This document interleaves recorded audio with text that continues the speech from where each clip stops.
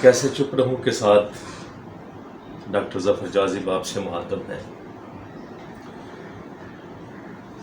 سامعین، دوسرے بہت سے مسائل کے ساتھ ساتھ ایک اہم معاملہ، ایک اہم مسئلہ، ایک اہم پریشانی جو ہمارے ملک کے واسیوں کو درپیش ہے وہ بجلی کا معاملہ بھی ہے۔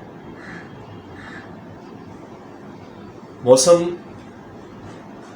میں گرمی کی شدت اس قدر زیادہ ہے، ویسے تو چلو ساون کا مہینہ بھی ہے، لیکن اس شدت کے پیش نظر ہم لوگ اللہ کی ذات سے دعائیں کرتے ہیں کہ یا اللہ بارش کر دے۔ اور شعر اصل میں یہ ہے کہ سانس لیتا ہوں وہ جب صورت حالات کے ساتھ، مجھ سے ملتے ہیں میرے دوست مفادات کے ساتھ، میں نے اس خوف سے بارش کی دعائیں نہیں کی، کچی بستی ہے یہ گر جائے نہ برسات کے ساتھ۔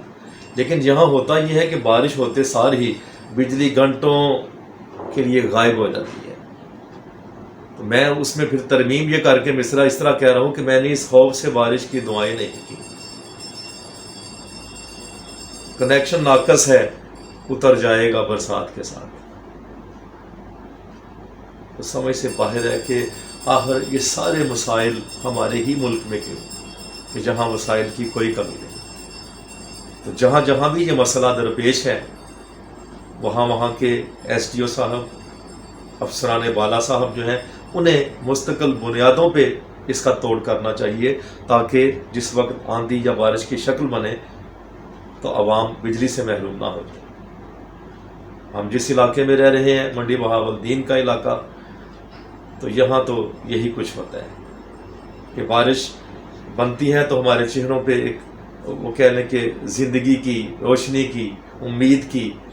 اور خوشی کی لہر دوڑ جاتی ہے، لیکن پھر اس خیال سے وہ چہرے تاریک ہو جاتے ہیں کہ بارش ہوگی تو بجلی چلی جانی ہے۔